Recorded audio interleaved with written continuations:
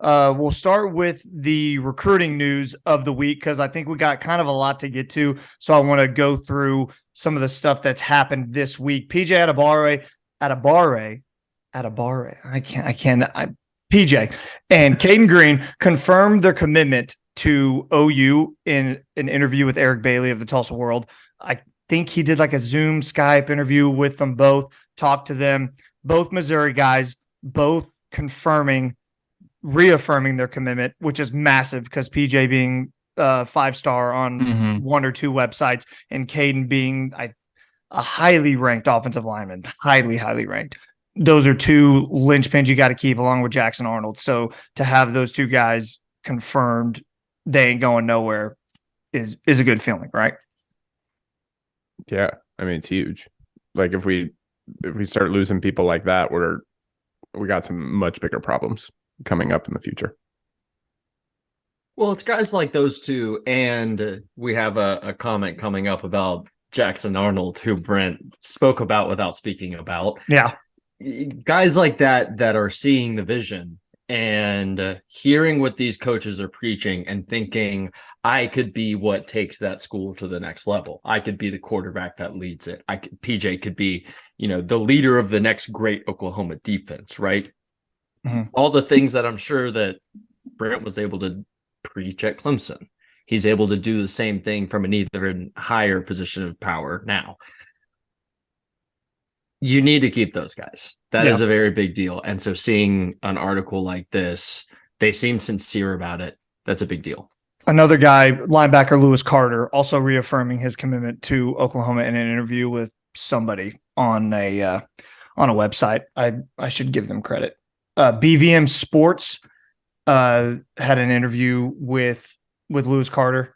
And he basically, Cody Kluge is the guy who did the interview, wrote the article. Credit where credit is due. So he's a guy who has reaffirmed his commitment. And I thought it was interesting, Brent, during his press conference media availability this week, mentioned Jackson Arnold without really mentioning Jackson Arnold. He was asked about how you recruit being 5-5, how difficult it is or how not difficult it is. And he mentioned kind of a hypothetical situation that you would have a very, very highly ranked quarterback who is committed to your class and other schools with big names are trying to recruit him and steal him away from Oklahoma, but he's locked in with you because of X, Y, and Z reasons of why Oklahoma is great. So I get a pretty good feeling that Jackson Arnold is probably as locked in as a guy can be as well. Is that kind of what you guys felt? Yeah, I totally agree. Yeah. And we needed this. We need all these guys to make quotes this week. I mean, it's making us feel a whole lot better, but it's making the rest of the recruiting class feeling better too. I mean, Jackson Arnold is, I think, kind of the key to all of this. If he's still coming, I still feel very confident in how the team's going to shape up in the next 3 years. Yeah, and I agree. I think it helps the fan base too. Like we've already talked about how emotional we as OU fans can get, and keeping them. It feels like keeping, the structure of the house from completely falling over, which the house is kind of on fire right now, but it hasn't fallen over. It's still sturdy. So, moving into it, that was a really bad analogy, but you guys get my point. It's fine. Matt? No, it's hard to come from that, Ryan. That was incredible by you. My biggest thing and my biggest concern was BV's policy going to start breaking after what happened with Colton Basket, right? We were worried about what BV's policy going to hold up, especially after a big name recruit did exactly that. So hearing the reconfirmations from these guys, I think they just believe in what BV and this coaching staff is preaching. So that it works. I think this is going to continue throughout the years. We're going to get these big guys. We're going to be in competition for these high-level guys. And unfortunately, they are going to flip because of NIL deals and other factors to consider. But hearing these guys, I think definitely gives us the confidence that we need, that BV can still recruit at a very high level, especially in his first year, even with the record currently where it stands. I don't know if you guys saw the video of Jackson Arnold this past week where he absolutely just trucked a linebacker. Oh, no, I didn't. Oh, dude. Yeah, I mean, this guy is so good. And I cannot wait for him to do that to Colton Vasek in 2 years, like in an OU Texas game. It's going to be awesome. Going to be a good time. Yeah. Mark, anything to add on this front? Only that it was really great to hear, I guess not hear from, but that Brent is so confident in Jackson Arnold's commitment and recruitment that he speaks on him, especially with the weekend that we have coming up recruiting wise and the ties that Jackson has going to Denton Geyer, yeah. with Peyton Bowen, with Ryan Mhm. Bowen, with Eli Yates, or Ryan Yates. Not Right. Eli Yates. Yeah, Eli yeah. Bowen, Ryan Yates. That's Ryan what Yates. it is. You know, all those guys are pulling each other in the same, are trying to pull each other in the same direction.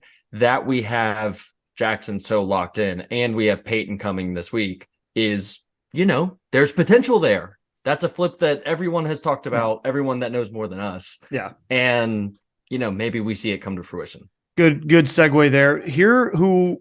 Here's just some of the names that are coming to Norman this weekend, along with the 5 program guys. Some big time recruits. 5-star defensive lineman David Hicks committed to Texas A&M. Peyton Bowen committed to Notre Dame, 5-star safety in the 2023 class. Jackson Arnold will be there. Damian Sanford, he's a 4-star linebacker committed to Texas A&M in the 2023 class.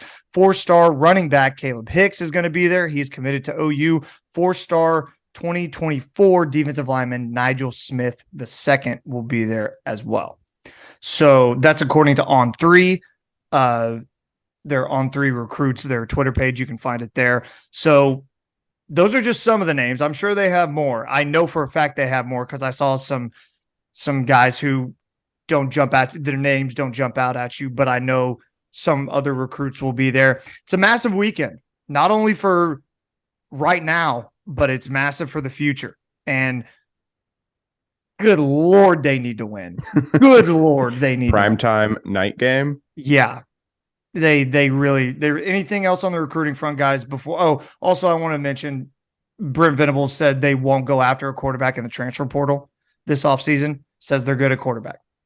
Yeah, the whole transfer portal thing hasn't really worked out anyway. So. I mean, yeah. For quarterbacks, at least. Yeah. So stuck with DG for at least another year, or unless they decide Jackson Arnold is going to start next year. So I take that back. We could get if we could get someone better in the transfer portal, I'd be down. That'd be fine. To me, it's more just like it's sort of like saying weeks and weeks ago that Kip Lewis and Kobe McKenzie are redshirting, and then you have a linebacker go down, and it's like, I mean, I think those guys still are, but why would you paint yourself into a corner like that? If some dude wants to leave their place and come to play for Oklahoma, you don't just say now, yeah, no, we're not doing it. Whatever. I'm fine if you want to stick with Dylan, because I get it. I think he gets a lot of crap that he doesn't necessarily deserve. But if you're just saying we're good at quarterback, period, end of sentence, we've seen you're not with your backups that you have now. So you got to, unless you're going to throw Jackson Arnold into the mix immediately next year, and that's what you're going to do, whether it be a backup or a starter, you got to get in the transfer portal to get some sort of depth in that quarterback room, because the guys in there now ain't it. You've shown it. You've shown.